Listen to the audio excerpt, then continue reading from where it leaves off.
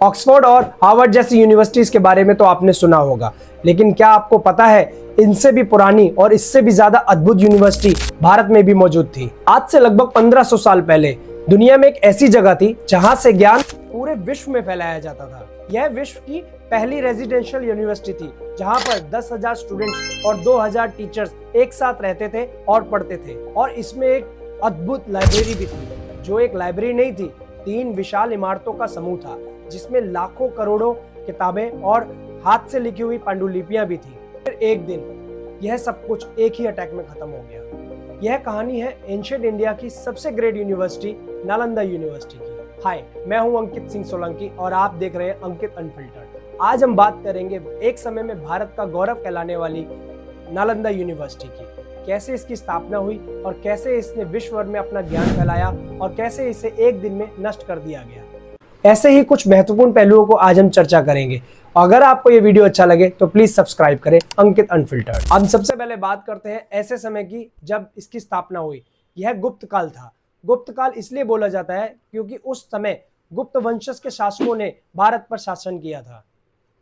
इतिहासकार इस time period को गोल्डन एज ऑफ इंडिया भी बोलते थे, मतलब स्वर्ण युग, क्योंकि इस समय चारों तरफ एक अलग तरह की पॉजिटिविटी थी। इस समय कला, विज्ञान, संस्कृति सब डेवलप हो रहे थे और मैथमेटिक्स भी एडवांस हो रहा था। और इसी इंटेलेक्चुअल एनवायरनमेंट में नालंदा का जन्म हुआ। गुप्त सम्राट कुमार गुप्त प्रथम ने लगभग 427वीं ईस्वी के आसपास नालंदा की नींव रखी। यह दुनिया का पहला आवासीय विश्वविद्यालय था।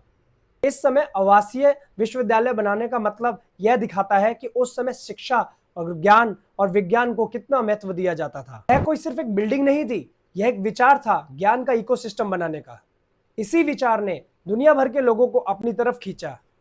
भारत के सभी हिस्सों के अलावा कोरिया, जापान, तिब्बत, इंडोनेशिया, यहाँ तक कि फ्रांस और मंगोलिया के भी स्टूडेंट यहाँ पढ़ने आते थे। नालंदा यूनिवर्सिटी उस जमाने का ग्लोबल नॉलेज हब बन चुका था। यहाँ एडमिशन लेना कोई आसान बात नहीं थी।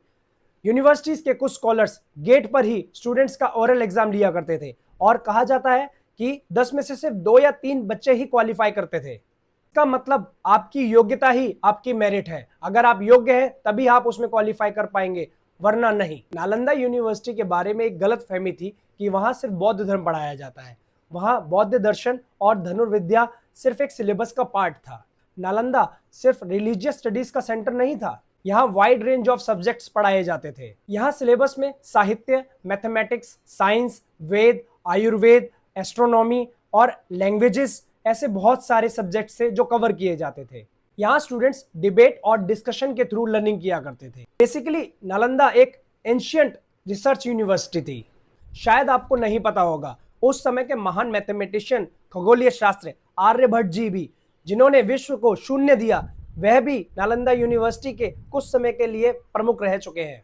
आर्यभट्ट जैसे विद्वान का कुलपति होना नालंदा विश्वविद्यालय का दर्जा दर्शाता है। नालंदा यूनिवर्सिटी की असली जान थी नालंदा का पुस्तकालय, जिसे धर्मगंज कहा जाता था। धर्मगंज मतलब सत्य का पर्वत, सत्य का भंडार, ज्ञान का भंडार। यह छोटी मोटी लाइब्रेरी नहीं थी, यह विशाल 3 इमारतों का समूह था। यह 3 विशाल इमारतें थीं, रत्नोदिति, रत्नरंजक, रत्नसागर। कुछ इतिहासकार बताते हैं कि रत्नोदिति तो 9 मंजिला तक ऊंची थी। इमेजिन कीजिए 1500 साल पहले 9 मंजिला इमारत बनाना अपने आप में कितनी बड़ी बात होगी।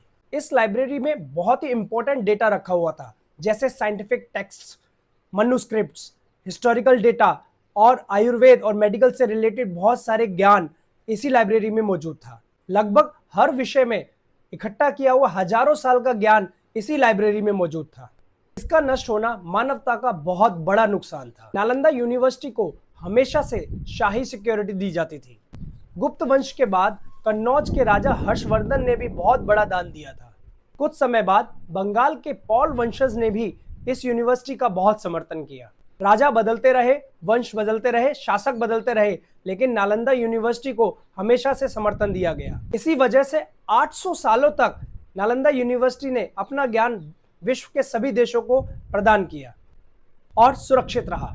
अभी तक हमने इस वीडियो में नालंदा यूनिवर्सिटी का स्थापना, उसकी शुरुआत और कैसे विश्व भर के स्टूडेंट्स नालंदा यूनिवर्सिटी में पढ़ने आए और उसकी लेजेंडरी लाइब्रेरी के बारे में और वहाँ के सब्जेक्ट्स के बारे में हमने डिस्कस किया। हम अपनी अगली वीडियो में डिस्कस करेंगे कि कैसे एक 12वीं शताब्दी के आसपास भारत पर आक्रमण हुए और नालंदा यूनिवर्सिटी पर आक्रमण हुआ और इतना बड़ा ज्ञान का भंडार खत्म कर दिया गया। और नालंदा यूनिवर्सिटी का अंत और पुनर्जन्म जानने के लिए सब्सक्राइब करें अंकित अनफिल्टर्ड।